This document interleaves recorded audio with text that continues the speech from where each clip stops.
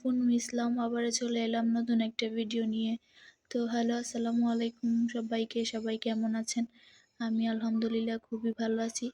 তো আমি আজকে রান্না করব শোল মাছ দিয়ে লাউ। এর জন্য প্রথমে আমি পেঁয়াজ, মরিচ, টমেটো সব কিছু কেটে নিয়েছি। নেওয়া হয়ে গেলে মাছটা ধুয়ে নিয়েছি।